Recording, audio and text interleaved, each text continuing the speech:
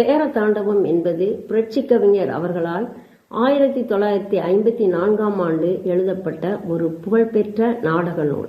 இந்த நாடகத்தை சேர மன்னன் ஆட்டநந்தி மற்றும் ஆதிமந்தி ஆகியோரின் காதல் வரலாற்றை அடிப்படையாக கொண்டு உருவாக்கியுள்ளார் பாவேந்தர்.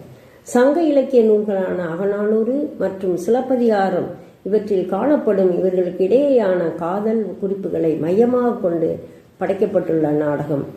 கடலில் தவறி விழுந்த ஆட்டநத்தியை காவிரி பூம்பட்டினத்து மீனவர்கள் காப்பாற்றி கரை சேர்க்கிறார்கள். கணவனை பிரிந்து வாடிய ஆதிமந்தி பல இன்னல்களுக்கு பிறகு கூத்தின் மூலம் தன் கணவனை கண்டடையும் காட்சியை மிக அற்புதமாக படைத்திருப்பார் பாவேந்தர். அழகிய நாடகமாக உருவாக்கியுள்ளார். கூத்தின் இலக்கணம் கூறும் நூல் அல்ல இது. கூத்தை அடிப்படையாக கொண்டு எழுதப்பட்ட ஒரு அருமையான நாடக நூல்.